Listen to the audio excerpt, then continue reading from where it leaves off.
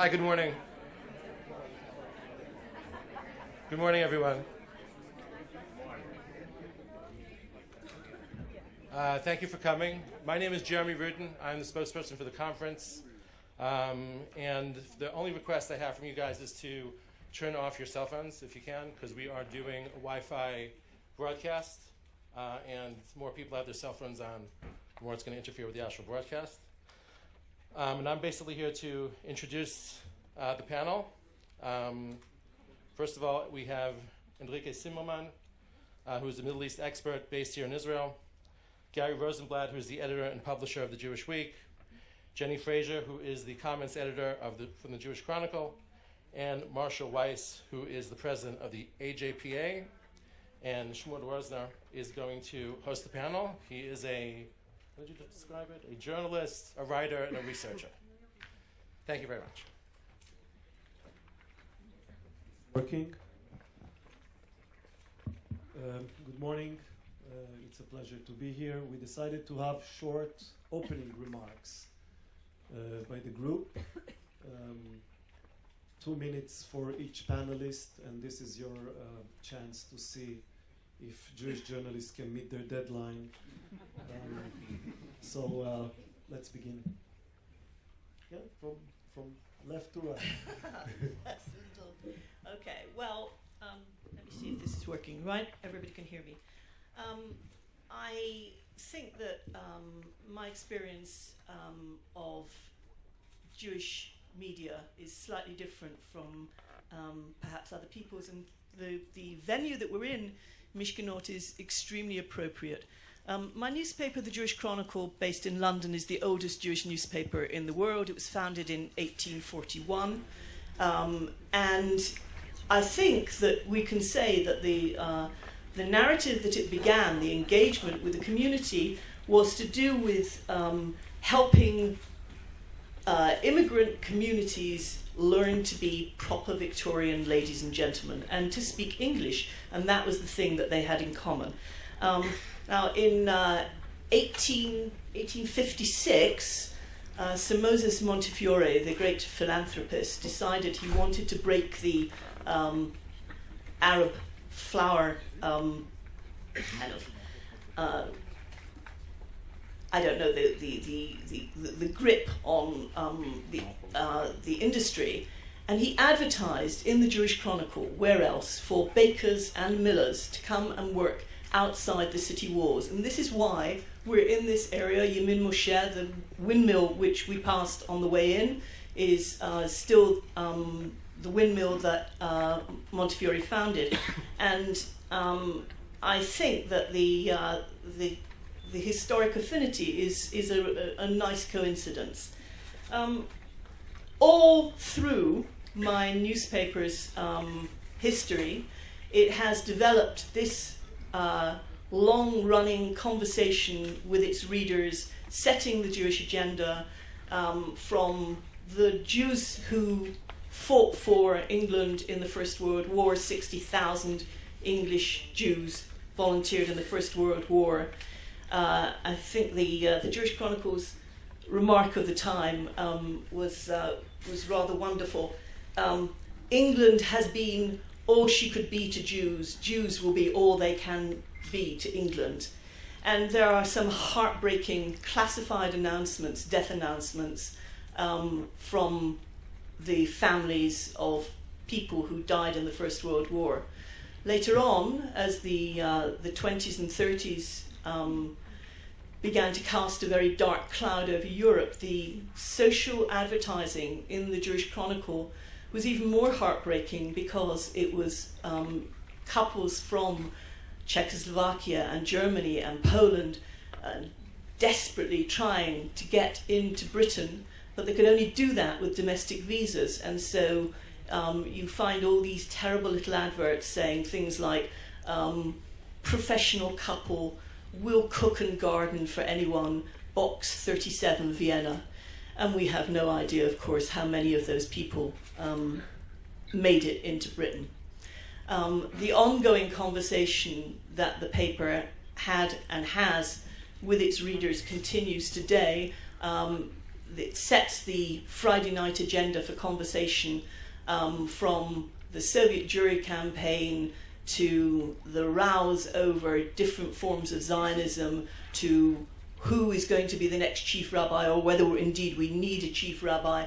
And it's a lively, vigorous, ongoing roundtable debate, which we would love to go on for another 175 years. We think that the opportunities for engaging the Jewish community, not necessarily only in a print format, although we recognise that for an Orthodox readership there will always be the necessity for a print format, but we're expanding our web footprint, we're relaunching our site, we're doing a lot of different digital initiatives, and we think that there is the possibility for opening up the Jewish world and engaging it as a very broad, open debate. The one last thing I would like to say is that my newspaper is different, I think, from many North American newspapers in that it is independent.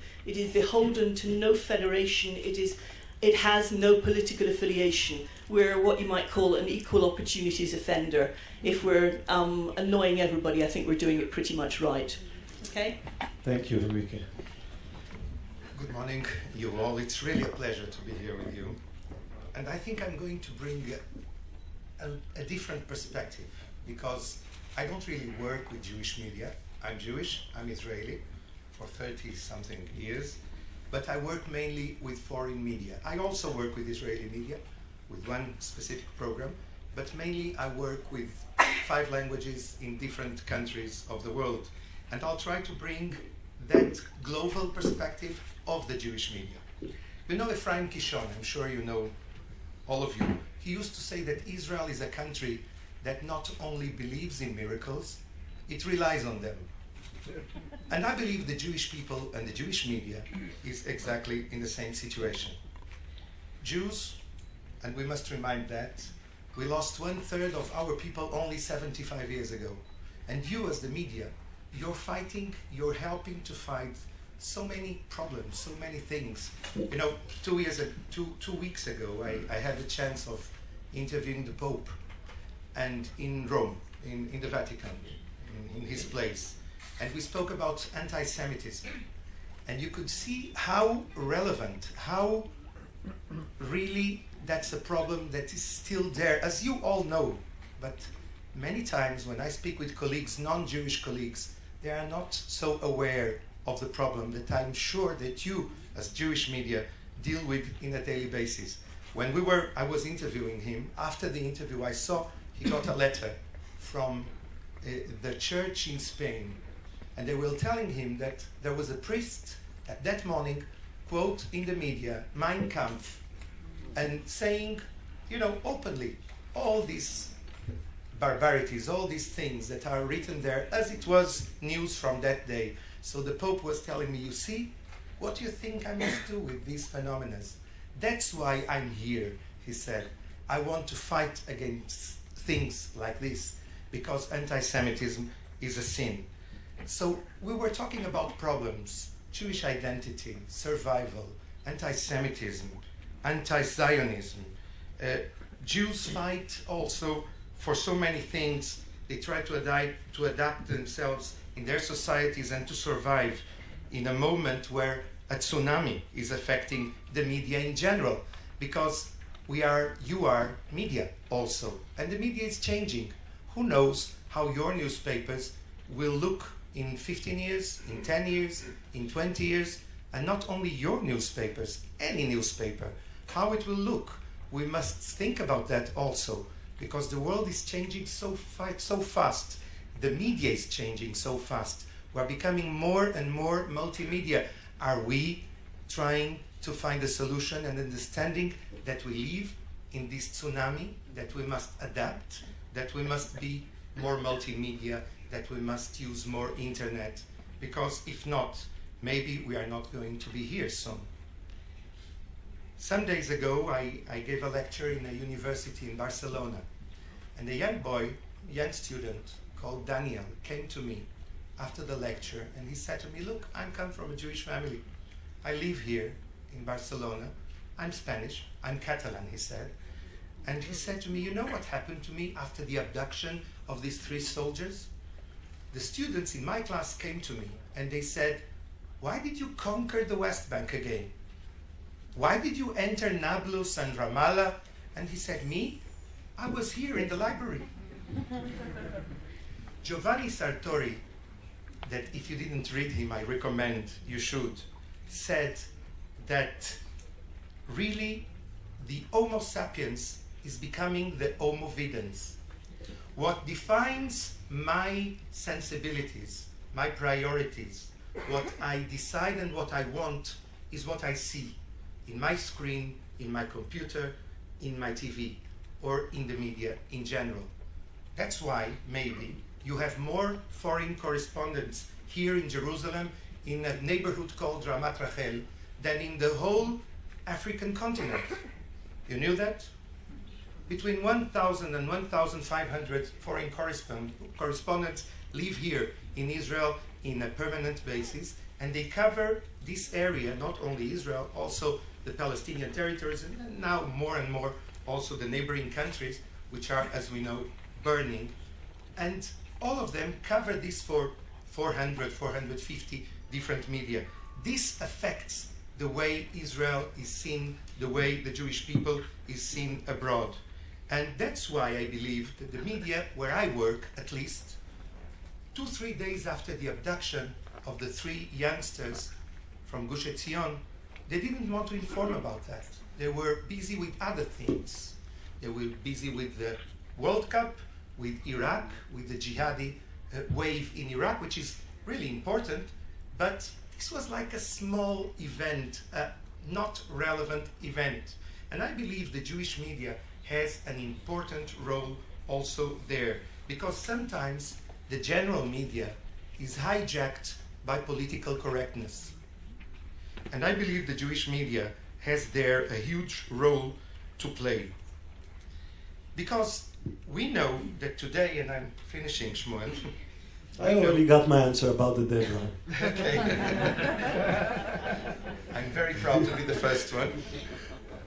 You know, without a media war, I teach media war in the IDC, so I'm very inside that. I think it's really important to understand that a military campaign, a diplomatic campaign, an economic campaign can't live without a media war. A computer or a TV camera are weapons, sometimes lethal weapons, even more than an F-15 or a tank. That doesn't mean the Jewish media should deal with propaganda. I believe it should be, first of all, information. But if there is something that the Jewish media should do, is bringing the Jewish-Israeli perspective, which is not there many times in the general media, or it comes too little, too late. And that's it. Thank you, Marshall. I do need to clear one thing up before we get started. I am not from Idaho. I've never been to Idaho. I have nothing against Idaho. I like potatoes. I'm from Dayton, Ohio, Buckeye, home of the Wright brothers, and president of the American Jewish Press Association. And in that role, I try as much as possible to read as many publications in print and on media platforms as I can. It's wonderful to have so many members of the international media here. I want to connect. I want to see what you do. What I've observed, looking at much North American media, is the challenge I see it is really to fully understand and to really further embrace our role in the Jewish media as educators to our communities on all things Jewish within the context of excellent journalism. And of course, there are some of us who are doing this. There are others that not so much are doing this. The good news is North American Jews, and I should probably separate this out and say Jews in the United States as opposed to Canadian Jews whom we hold in awe in the United States for their level of Jewish education. North American Jews are, like as Jews anywhere, very educated, very well read, very savvy, news junkies. We cannot presume the same for the Jewish literacy of North American Jews. We cannot presume that, which means that when we are writing about news in our local communities, national news, news in Israel, we cannot presume a basic level of knowledge from our people when it comes to Israel and when it comes to aspects of Jewish life. So then the challenge becomes how to provide the information to our readers in a way that on one hand doesn't dumb it down and insult their high intelligence, and on the other hand does not come off as a little too looking down or pedantic. And I wish I could offer solutions. I have some suggestions, both within pieces and within and looking at entire content. But I think we just need to think of ourselves as educators in addition to our roles as journalists. Thank you, Gary. Thanks. So good morning, everyone. It's also a pleasure to be at this conference and with all of you. I think you can relate as journalists. I'm sitting here with my notebook and my pen in hand in case I say anything interesting. I can stop and write it down. So there's a story told about an Israeli philosopher who comes to the U.S. and is interviewed. And the interviewer says, "Tell us in one word, how are things in Israel?" And he says, "Good." And then he said, "In 2 words?" He said, "Not good." So that resonates for me with having been in Jewish journalism in the U.S. for more than 40 years. I think there's a lot, certainly on the surface, that is good. And we're all here representing our Jewish media groups, and I think that's terrific. But I think there's also this element of no good. And by that I mean, besides the challenges that all journalism faces these days, and which has been discussed a lot in terms of print versus online, and young readership, and free versus pay, I think that what we have in common is that we face the challenge of covering the community that we're a part of and that we're very close to. And that means, as if we're doing our jobs responsibly as journalists, that means we're also being critical at times. And I think it's a very delicate line that we walk. And think of it sometimes as the first commandment of journalism is to shed light and uncover. And the first commandment, at least of the organized Jewish community in the U.S., is, in a sense, cover up and present a united front to the world. So I just want to cite two quick examples before we get into the discussion. And one is a major case that we were involved with at the Jewish Week was in 2000. We ran a series of reports about a prominent rabbi, an Orthodox rabbi, in charge of dealing with teenagers on a national level, and he had been abusing teens for over 30 years. There had been a number of complaints, nothing had been done about it, and we reported on it, which led to his arrest, and he went to jail.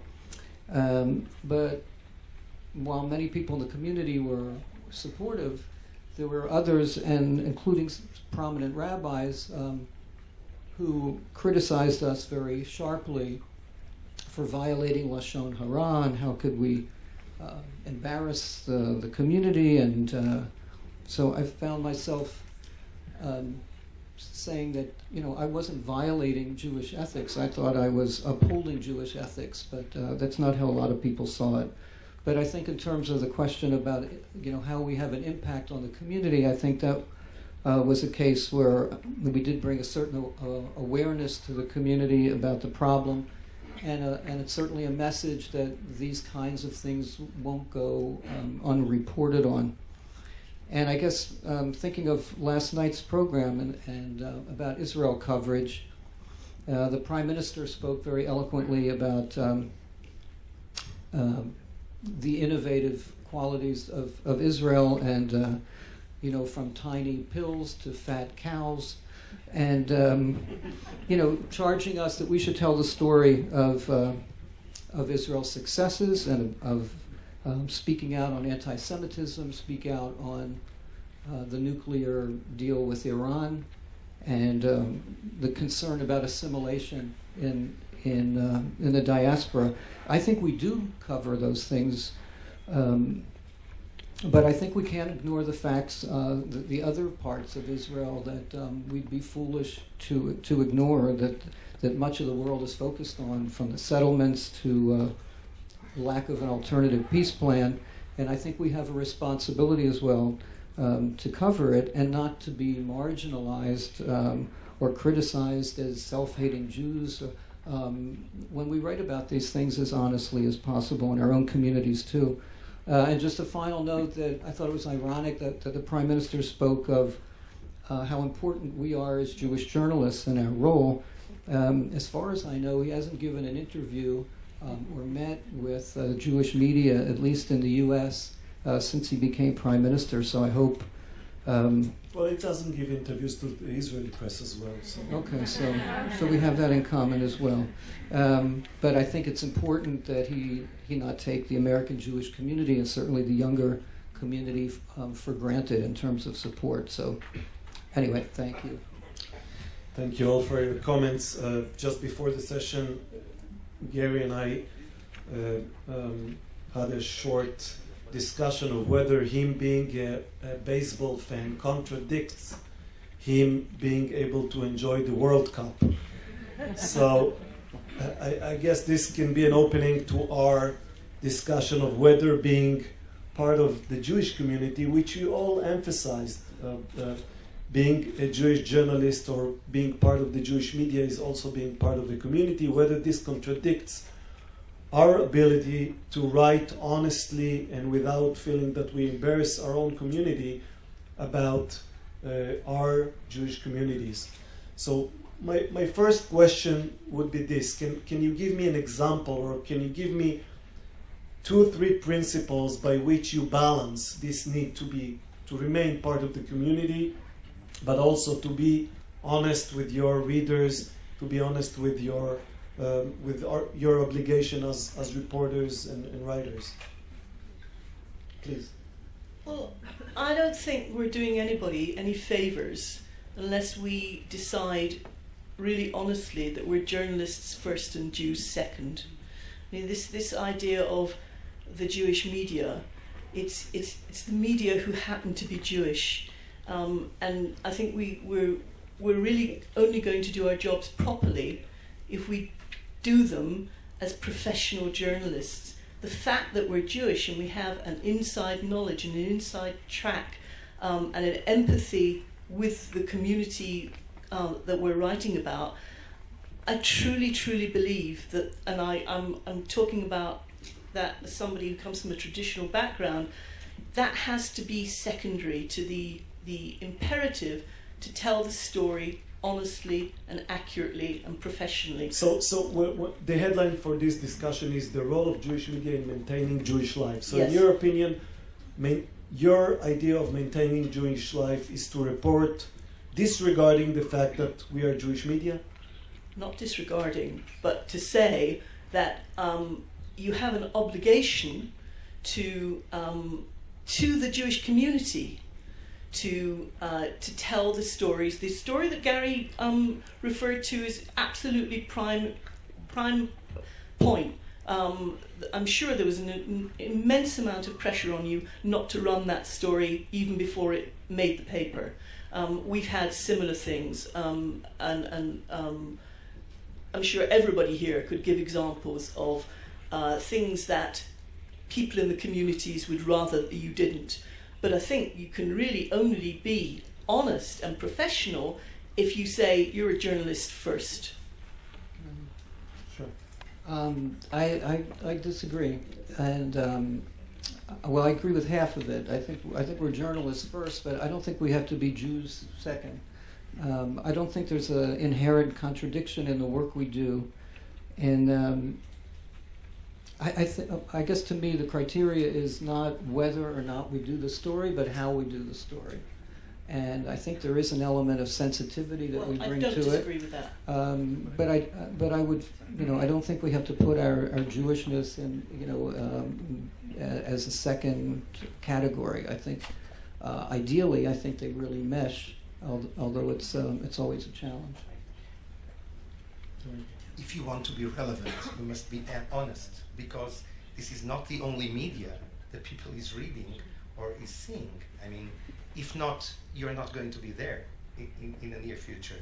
So it's not mathematics, but honesty must be there. But you earlier said that part of our role as Jewish media is to balance the possible bias of the general media or the possible ignorance of the general media. So we do have a role in balancing other media. In a pluralistic way, because when we show that, we are telling different stories, because as you know, 2 Jews have 3 opinions, and here in Israel I think it's even more. So we must show 2 opinions for every Jew. Exactly.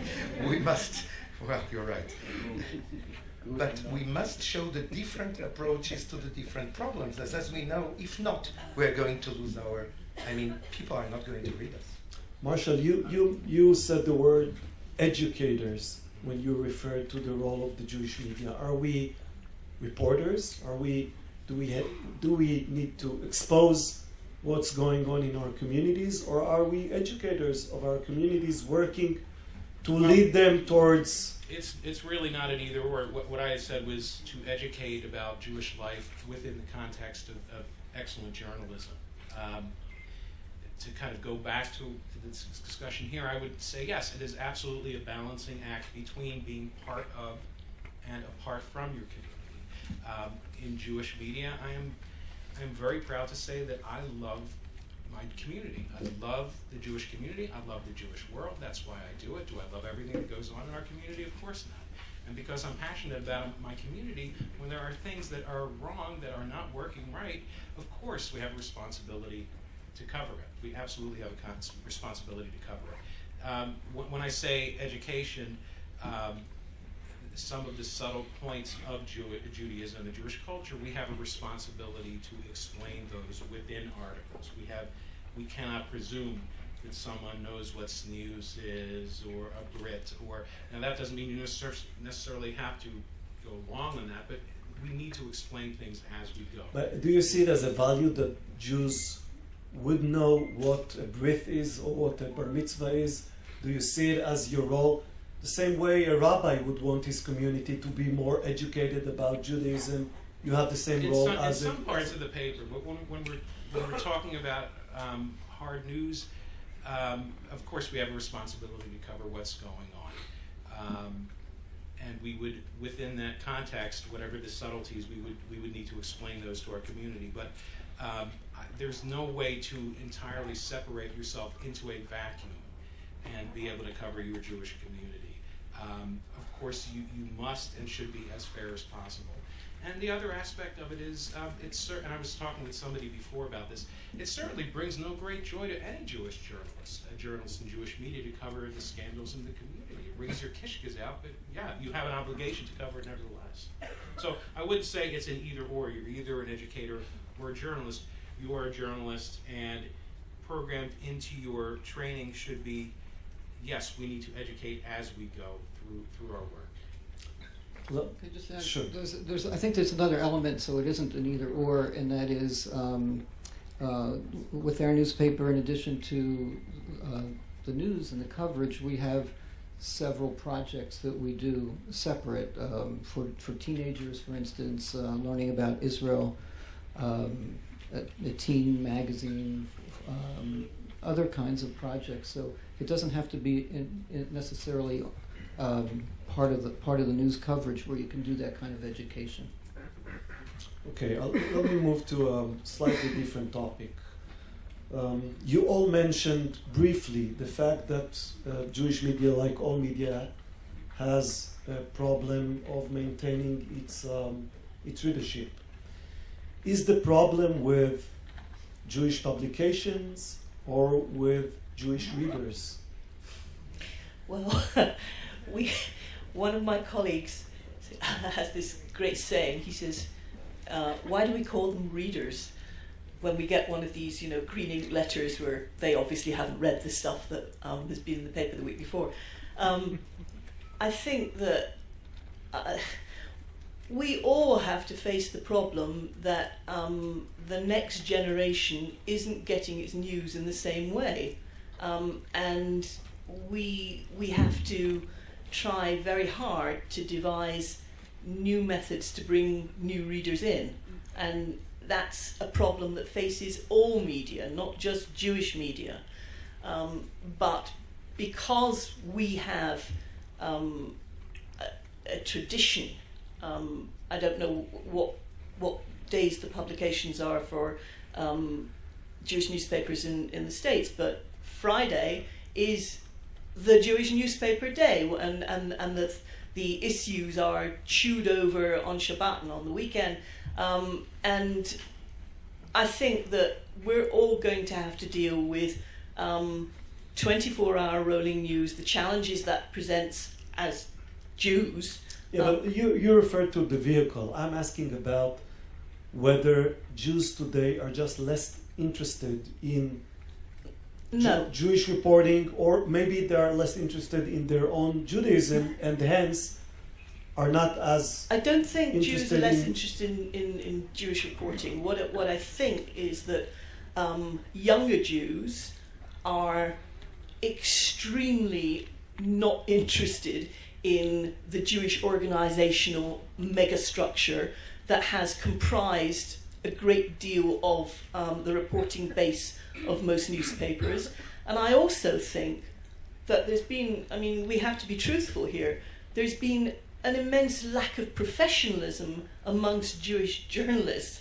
It was always looked on with some disdain as the kind of job that you went into because you couldn't do anything else. And I think that we need to try and professionalize ourselves in order to attract a better, more informed readership. I think Jewish readers and youngsters mainly have more alternatives. Simply, the world is changing and the competition is harder. And if you want to get them, you must find the ways and the tools to get them. Through the social networks, through new ways, you must try to go there and bring them a product that is more important and unique for them. Whether it is educating about Jewish values, some of them could be curious and they don't have other places to find answers, because most of them don't go to Jewish schools, most of them even don't go to Jewish movements. So maybe this would be one of the ways of getting there, of knowing about basics in Judaism, but also about the general way we see the world. Somebody, I think Gary spoke before about settlements. Settlements is something so important in everybody speaking about that in the world media. I'm not sure that everybody knows exactly the facts. That they know, for instance, that the biggest part of settlements were already in an agreement with the Palestinian president accepted. That would be, the blocks would be in the Israeli Authority in the future. And that the problem is with 70,000 settlers. These are all kind of nuance that could be very important to understand the general situation, and settlements is one example. Maybe we should talk about Iraq and about the jihadi attack and about Daesh, the new movement in Iraq that wants to get Lebanon, Syria, Jordan and Palestine. That means Israel. For instance, maybe we should bring them things that the general media is not going to do, and like this they will have a bigger motivation to read us. Marshall, I'm still not sure I got an answer for my question. Okay. To read a Jewish media, you have to have some sense of tribal interest. If you're not interested in the Jewish people at all, you will not read the Jewish media. If we see that young Jews today have less of this tribal sense, they'll be less interested in Jewish media. Right? So where do our readers come from? And how do you get to them? Okay. Is the question. Yeah. And I think what Henrique was saying about the specific unique platforms. Yeah, what Henrique was saying about specific unique platforms, the challenge is to get through those unique platforms. I wish I had the answer to this. I don't have the answer to this. What I can say, the good news is there are budding Jewish journalists that are phenomenally talented, exceptionally talented, that are ready to go. The concern is, will there be jobs for them? Will there be outlets? We've seen this with New Voices, the Jewish Student Press Service. Is Ben Sales here, by the way? No? Ben Sales is a living, last night. Yeah, he's a living example of this. Someone who came up through New Voices and is now covering Israel for JTA, and by the way, always does a fine job of educating the readership about kind of the background to the stories.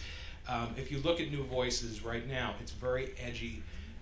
The kind of stories they cover seem to be what students, what younger people are interested in, maybe not within the confines of the communal agenda. Gary and I and David were a part of the first Jewish Scholastic Press Association conference, which was in Los Angeles last fall, that brought together Jewish day school high schoolers who run their Jewish student newspapers, and there was some phenomenal edgy writing coming out of there. And then you've got papers such as Gary's and others around the country that have the it's the Do the Right Thing program, or is it the Right On for Israel? Right On for Israel. Forgive me, Right On for Israel again. Phenomenal program. The challenge that we have is certainly not unique to the Jewish community, in that a degree in journalism now is valued lower than a degree in music theater. So I hope there are opportunities for these kids to work in the field. I truly don't have an answer for whether they'll have that opportunity and whether the readers will be there to appreciate their work. Gary, are we dealing with a shrinking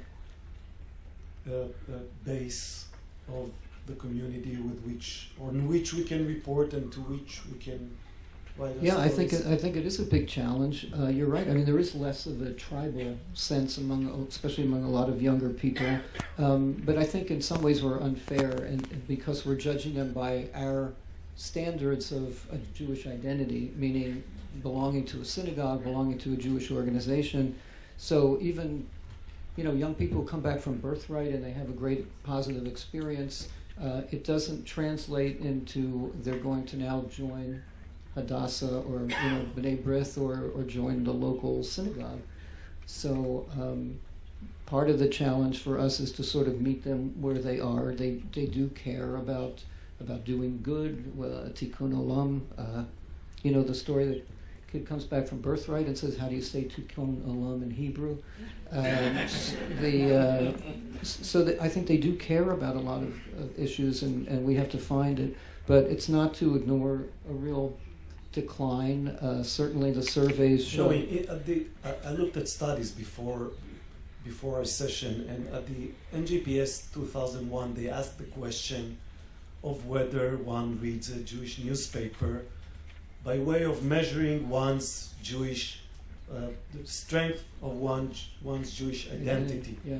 They didn't ask the same question at the Pew study a couple of months ago. It's probably a good thing. But they didn't. I don't know. No, I don't know. But by the way, the studies on Taglit Birthright participants, they do ask the question not about American Jewish media. They ask the question about Israeli. Do you read an Israeli newspaper in English? Mm-hmm. So maybe the true competitor of local Jewish media is Israeli media in foreign languages. Well, certainly it's a competitor when it comes to our coverage of Israel and competing with all the daily papers that have excellent websites in English. But that's why I think for us, and I think for many other Jewish media publications, it's really about local coverage. I think our strength is covering, it's like any publication, you look for a niche and you want to cover what isn't being covered by others. And I think our niche is covering the local Jewish community, what's going on. It's a lot easier, especially we're talking about being critical, it's a lot easier to write about anti-Semitism or be critical of Hamas, and a lot tougher to write about problems, around the corner in our own communities and be able to deal with those. let's talk for a little bit about the diversity of the community and the challenge this poses to Jewish media. For example, you all mentioned the settlements. If you call the West Bank, or if you call it Judea and Samaria, this makes a difference to many of your readers. How do you go about dealing with such issues? Well, there are internal discussions as to how we use terminology. We're very aware of the sensitivity of certain terminology. We have a house style in which we talk about the West Bank, and we also talk about the territories. We don't refer to the occupied territories. Every rabbi of whatever denomination is called rabbi. Nobody is undercut by being challenged as to, you're not an Orthodox rabbi. If you're progressive, we can't call you rabbi. We do not call people ultra-Orthodox. We think that's pejorative. Our terminology is strictly Orthodox. And I think that's quite helpful, because I think that that's allowing people to understand who is being written about without making a value judgment as to... Well, if you call Haredi strictly Orthodox, this means that modern Orthodoxy are not we call them as strict. Modern Orthodox, we call modern Orthodox. But when we're talking about the Haredi community and we want to differentiate, we never call them ultra. We don't do it. And I think that that's an informed decision with which I happen to agree, because I think that otherwise you're making a pejorative judgment about the lifestyle that those people lead, even if they are not your readership. Because part of them, possibly, could become our readership. I mean, in Britain, the fastest growing part of the Jewish community is the Haredim, in pockets of London and Manchester and the northeast. They are by far and wide the fastest growing of the communities. Why annoy them by using pejorative terminology? I mean, it's just completely And you feel that for foolish. you it is reasonable to try and aim at getting readership both from the Haredi community and the from Reform temples? I think it's possible to do it, but I do think one has to be very sensitive, and we make mistakes. Lots of, everybody does it, but we go back and look at things that we've done and say, we shouldn't have done that. I'll give you an example. We had a brides magazine, a colour magazine, which was a supplement which came out with the paper a few weeks ago, and there was a run of model photographs of brides in wedding dresses that no Orthodox bride would ever have worn. Never. There was way too much flesh on view. And it was a mistake. It was a stupid mistake. It offended people. We didn't think about it before we put it in the magazine. And had we sat back a little and thought, oh gosh, these are free pictures, but maybe we shouldn't use these because they will offend people. Well, but what if half of the community would use such dresses? But they wouldn't. So Even covering all the brides is also... Even, I promise you, even the Reform brides in our community wouldn't show that much flesh. These were bikini wedding dresses. This is just common journalism, Yeah. showing so much flesh. Yeah. Okay. So, Did you bring any copies with you? Or? damn. No, but there's a show later. It needs a flashing hector on it. No, we make mistakes, is what I'm saying. But when we make the mistakes, we try to learn from them and say, we won't do that again, because why unnecessarily annoy potential sections of your readership? Why do it? Henrique. Well, I would say that terminology is important, but it should be as close as it is in the general media. Because if not, I'm thinking about a student in Harvard, a Jewish student who would like to see also Jewish newspapers. If he has another terminology, maybe he would feel like he's reading Pravda, he's reading something, a tool of propaganda. So we must be very careful. I believe we should try. Maybe the as Jewish much as paper is where he wants to feel safer, where he wants to feel that the reporting is unbiased, where he wants to believe that the terms are more accurate.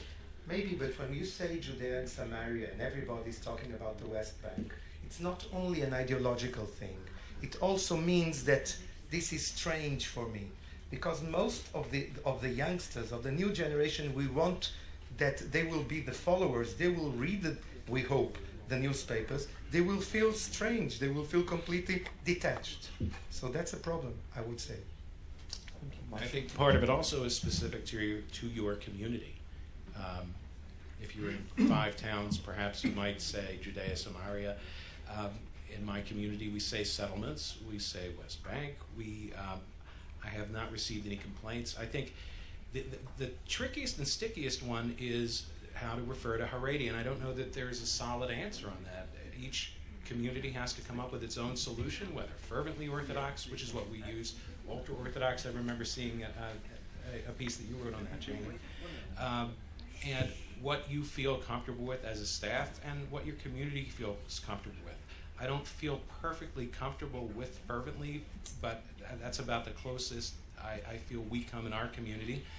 If anybody has ideas, please let me know. I personally feel that we cannot use the term Haredi freestanding in our community without explaining it. So I wouldn't necessarily just use Haredi in Dayton, Ohio, but it's a decision for specific communities based on what you as editors feel comfortable with and what your community feels comfortable with. Do you agree, though, with Jenny that you can expect the whole of the community, including all of its diversified groups, to read the same newspaper and feel comfortable with it? Truly, I think it depends on the community. In our community, I'd say the answer is yes. I'm sure that's not the case in much larger, more diverse communities. Yes, you try to appeal to the broadest readership possible, but you're not going to appeal to everybody. At some point, there's not an official line of cutoff, but at some point, you know. So to speak, how much flash are you willing to cover to get as many readers as possible? That's the question, right? Flash. Flash. Yeah, well, I haven't done it yet. My accent. Well, that's really not the way we play things in Dayton, Ohio. We're just not a flashy kind of a. Maybe I should try. I spent some winters in Ohio, so I can identify. Yeah, I'm not the one to answer that question. No, So it's actually, for you, I guess. It's a great question. I think in general we try and be as inclusive as possible. The Jewish Week is really geared toward the local New York Jewish community, and we try and think of ourselves as conducting this sort of weekly or daily conversation with the community, and that everybody. I would say we try and make. You asked if everybody can be comfortable with it. I think we try and be inclusive as possible, knowing that people might not be comfortable with it, but accepting of it, because if you really go out of your way to please one part of the community, you're going to offend the other part. Well, you come from the big city, so the question for you as an editor is whether you even try to attract readers from all communities, or whether you say, well, I can't get them all, and my core readership is this or that. Well, so you can take it to its logical, conclusion. So we do try and be as inclusive as possible, but we have pictures of women in the newspaper, so that might, that might make us offend certain people, and they wouldn't read us, so we don't go that far. So it's.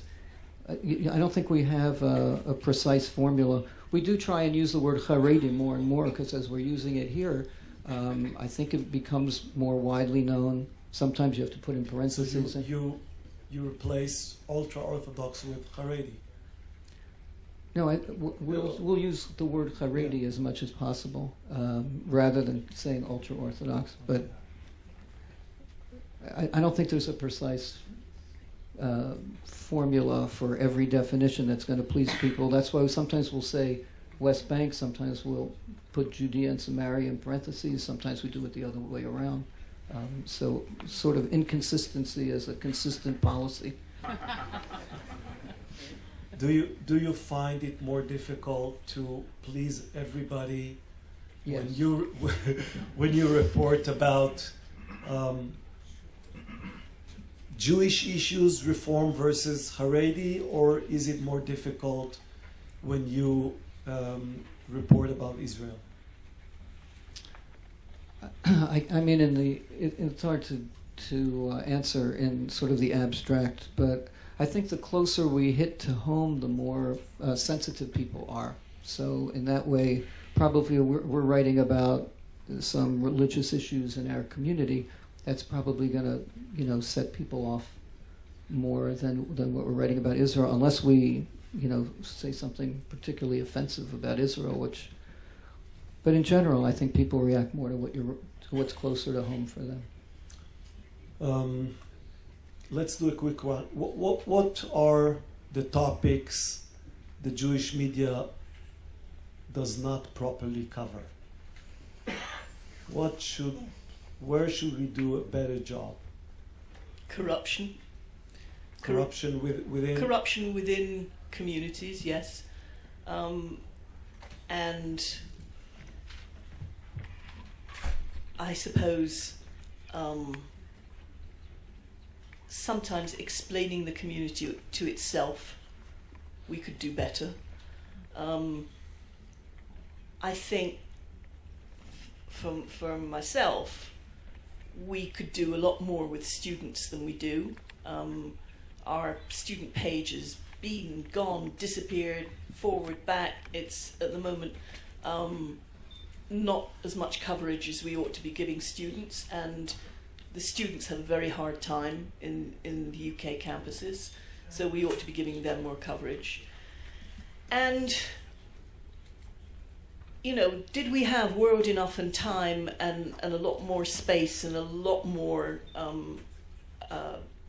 facilities to draw on, I would have explanations of what's unpicking the peace process and the talks and exactly what the issues are, to try to explain properly to the readers, because I deal with the letters as well, and most of the letters that we get, very angry letters on one side or another about Israel, are to do with a willful level of misunderstanding. So that actually comes back to what we were talking about in the first place. And I think, but we don't have, like most papers, we don't have the space. So you don't find the Guardian sufficient in understanding the Middle East peace process? It's kind of offsets it. But then we have the Daily Mail on the other side, so that's on the other extreme. It would be nice if we had a lot more space in order to unpick some of these issues, but we just have to deal with it as we can. And some of the things now we can put on the website, and unlimited space, and we can hope that we can attract people to look at these things there. Okay. So you said corruption, students, peace process. Ignorance. I think that this is the number one enemy ever, with Jews, with non-Jews. And but this is obvious, and I think that Jennifer already referred to it. I would like to say something, Shmuel. One of the things that worry me a lot is the lack of sensitivity also in the Israeli society when we speak about the Jewish world in general and about the Jewish media in specifically. I think there is a complete lack of relation. I see it when I bring a story to one of the programs I work with in Channel 2 in Israel about the Jewish world. Always, before I said what is the story, it's already, second best. If I bring something happening in the area. I've been in Syria in a refugee camp bringing a story about girls that are sold to Saudi sheikhs for $2,000 in the camp. That's immediately an item that would be accepted. How can we fight against this phenomena? I believe we should do what Europeans did with Erasmus. I don't know if you're aware about that, but this is one of the most successful programs ever I saw to create an identity in Europe, which is interchanging students. A student from any country in Europe, also Switzerland and Turkey, can go and have a semester in another place. And then he can come back to his university. That's creating in that generation a kind of common identity, maybe for the first time in Europe. I was in TED in Oporto. I saw 10,000 students in Oporto University. Why not doing that with professionals in the media? Why not You propose sentencing Israeli journalists to live in Israeli Jewish journalists communities? to Jewish newspapers and TVs abroad for 6 months and doing the same from abroad here. I think that would bring something, a bridge in a way. And another thing I wanted to ask, Gary, do you have Haredi reporters, for instance? I wish we did. We don't have that big a staff, but it's not like we have a policy not to take them. I don't know how many are. Or Israeli news reporters? When I was in Baltimore as the editor, we had a Haredi reporter, but depends on how good they are, just like anything else. If you want to get them, maybe that's the way out. It's an interesting comment. Marshall. From North America, I see two challenges, and one of them is an ongoing. Other than the very largest news publications where most Jews in North America live, the economic situation for Jewish media is dire, very difficult. And for that reason, many Jewish publications are owned and operated by the local Jewish federations. Now, the challenge is, if it weren't for the federations owning and operating the publications, they wouldn't exist. On the other hand, the pressure is palpable and significant for these publications to be run as newsletters first and as newspapers second. And this is an ongoing challenge that we all struggle with. Second issue, I think all of us in North America can do a better job drilling deeper and providing more coverage of interfaith life. The issue of whether intermarriage is good or bad, or should it be or shouldn't be, it's not an issue. It's there in America. It is who we are, and we need to do a better job of covering the challenges and the struggles. Even within an individual family unit, perhaps in the Orthodox community, there certainly might not be intermarriage, but as you go out into an extended family, there is. And in a community such as mine, a small community such as Dayton, Ohio, if you remember back in the days when we were kids, the Jewish community might have get-togethers on Christmas Day. You can't do that anymore. Because even if in your particular unit, there's not somebody who's in an interfaith, you go out a ring or two, and everybody is affected by this. So we need to do more on interfaith.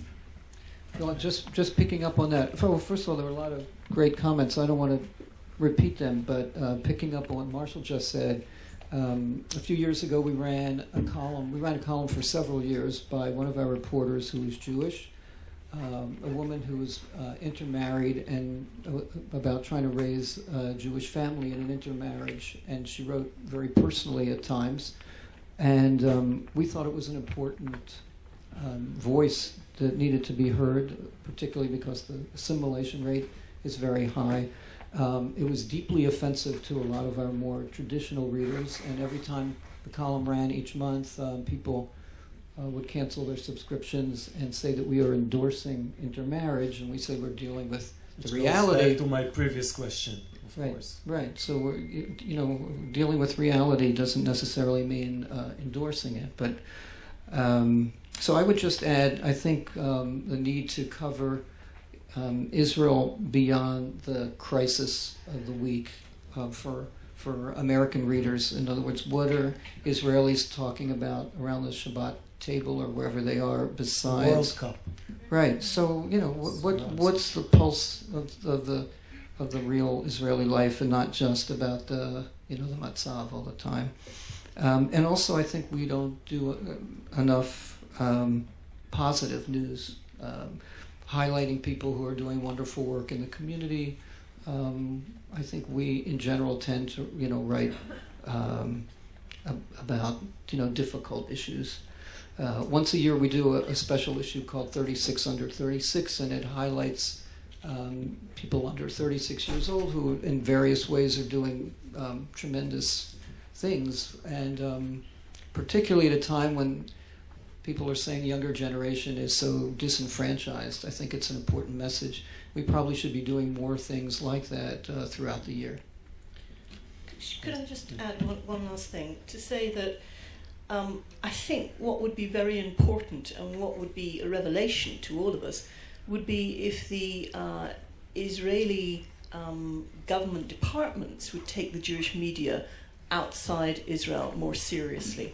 I was based here for 3 years, and believe me, it was like being at the bottom of the food chain to try to get anywhere in terms of getting any interviews with government. Why is that? Because they don't want to know about Jewish newspapers. To try to get foreign ministry spokesmen to reply, to respond, even to answer their phones, if you want to know exactly what the Israeli army is doing to try to get from abroad an Israeli army spokesman to respond properly, it's absolutely impossible.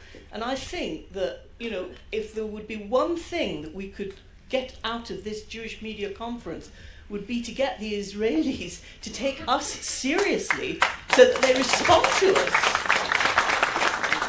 Okay, struck a chord, right? Everybody's had the same experience. I'll let some people ask questions, but let me just stick with this issue for a second. Should we find or look for ways to strengthen the ties between world Jewish media and the Israeli media? Is there a benefit in that? Yes, of course. But since as has already been alluded to, Israeli media are not terribly interested in diaspora affairs. It's a bit of an uphill struggle. But I think, if this conference can get the Prime Minister to come and mouth platitudes and not have them afterwards followed up and say, okay, take us seriously. We want to have access. And I am personally sick of seeing really good Israeli and or Jewish stories broken in The Guardian or The Independent or The Times when they wouldn't give the time of day to the Jewish newspaper.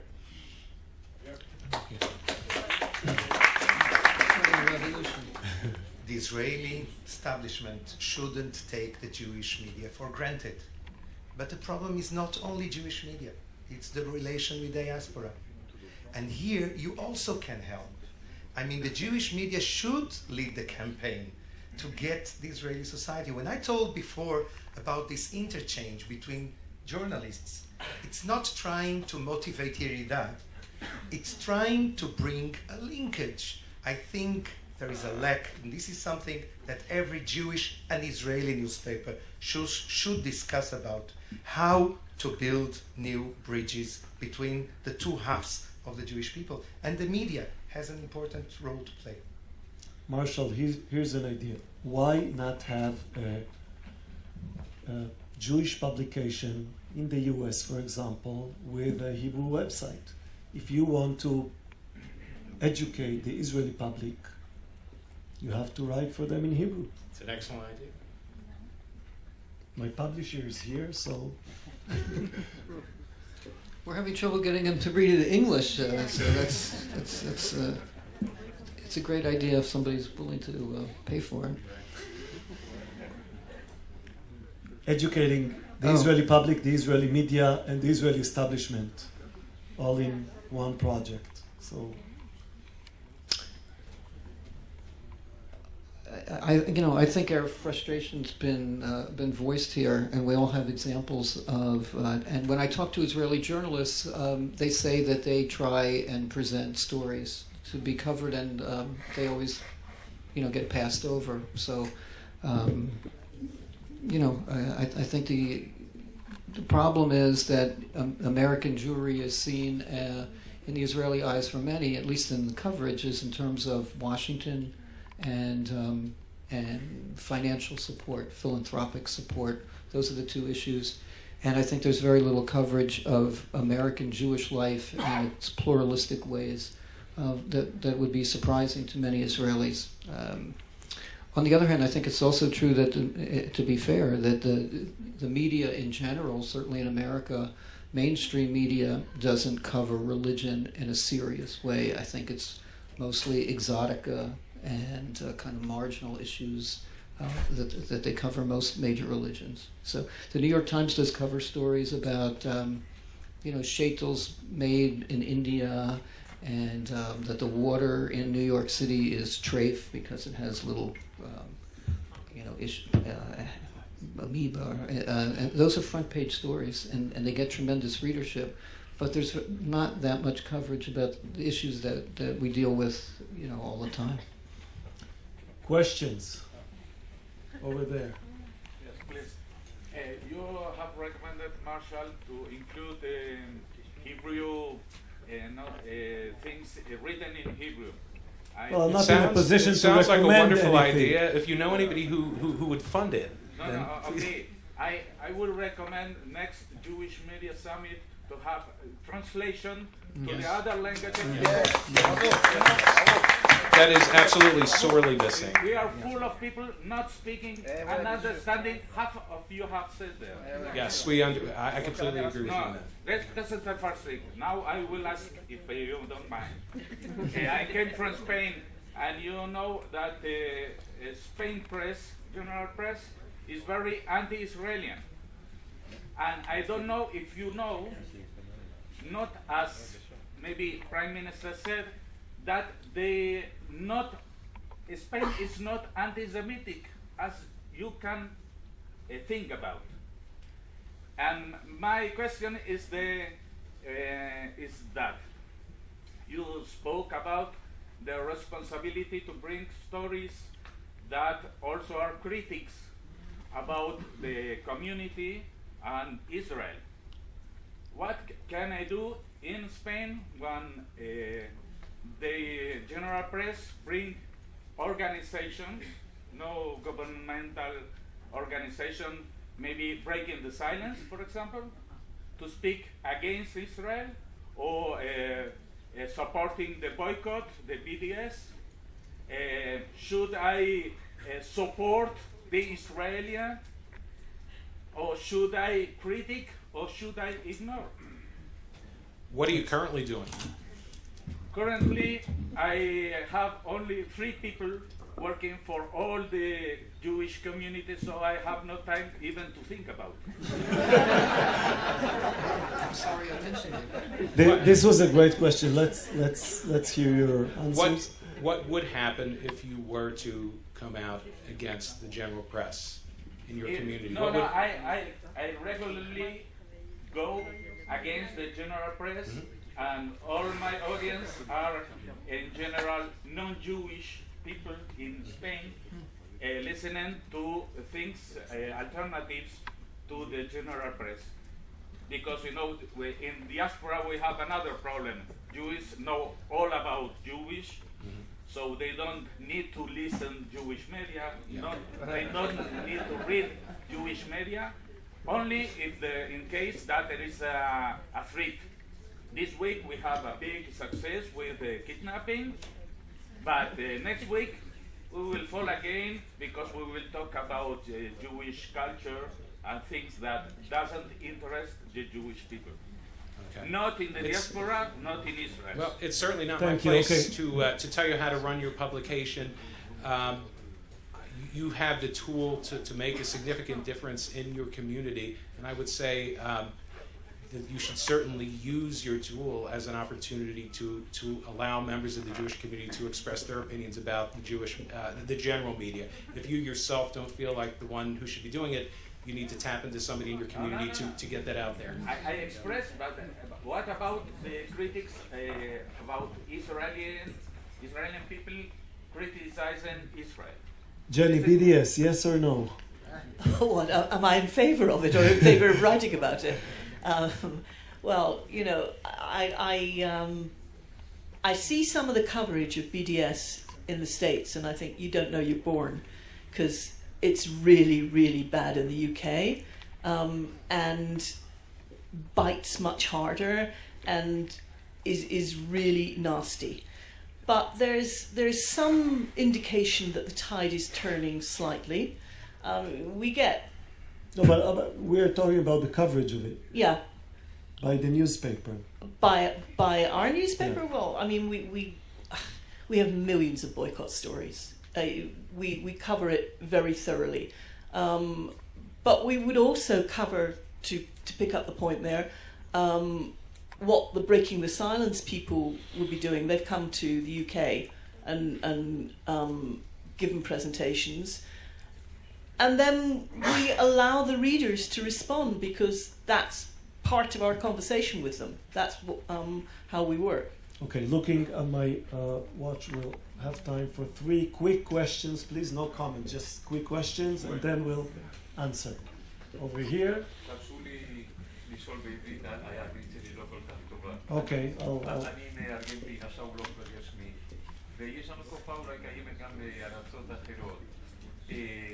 כשיש רדיו או פייפר קהילתי שמדבר בעד ישראל, החשש שנוצר בצורה מיידית היא, יש להם תמיכה בטח מישראל, מהשגרירות, הם סוכנים של המוסד בארגנטינה.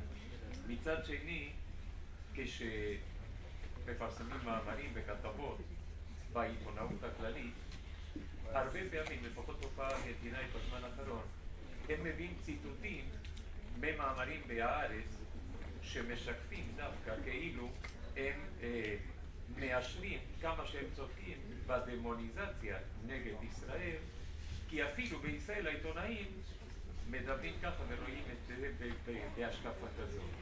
השאלה איך אנחנו מתמודדים. מצד אחד, אם אנחנו מדברים טוב על ישראל כי אנחנו מאמינים בזה, אנחנו ולא מקבלים תמיכה.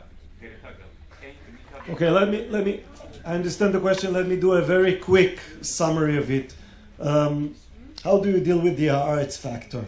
Namely, what do you do? How do you go about quotes coming out of Israel? Quotes coming out of Israel, giving legitimacy to harsh, critical positions regarding Israel. This is the question. Let's take another 2, and then we'll just give you a chance to hear.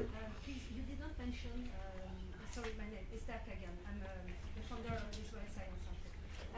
You did not mention the problem of the get, which is very important. And you mentioned it in your newspaper for the women all over the world.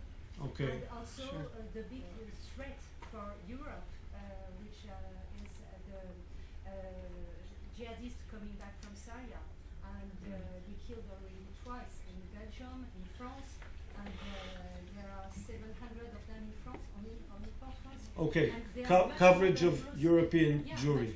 I think they are much more dangerous for Europe than anti-Semitism. Okay, last one over there. Hi, I am Henrique from Actualité Juive. It's the first Jewish French newspaper, the most popular one. And for 10 years now, we have anti-Semitism that is up, and readers up too.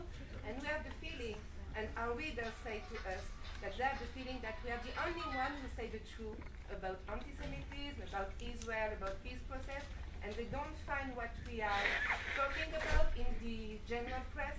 And the problem that we have to Okay, and the question? For the Jewish people, we say the truth. For the public in general, we make propaganda. How to explain them, how to find our position between this part and this part. Okay, quick round. You can answer one of the questions or all of them quickly. We'll wrap it up. Sure. I'll take a stab at the question about how we deal with the Haaretz factor. I think it's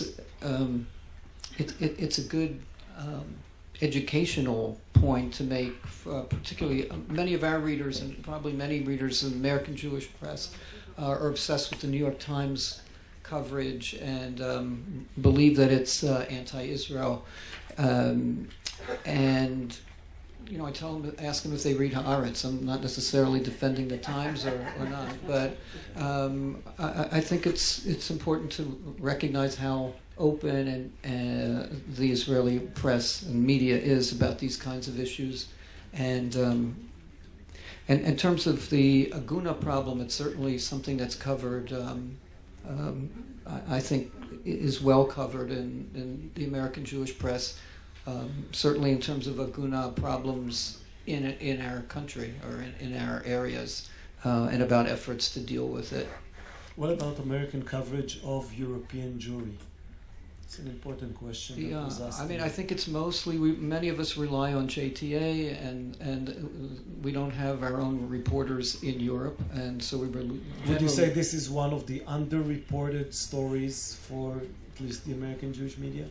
I don't think it's underreported in the sense that JTA is covering it, so we cover it in that way, not necessarily with our own reporters covering it. But I think that, the Prime Minister encouraged us to write about anti-Semitism, and I think sometimes we do that to a fault, writing about it, and especially if you're talking about trying to attract younger readers. Okay.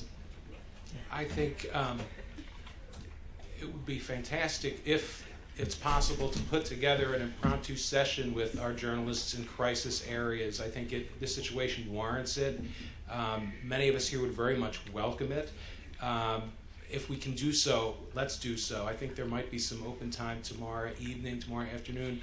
Would be very important for those of us in non-crisis areas to know what's going on in your areas so that we can report it. We are here to report.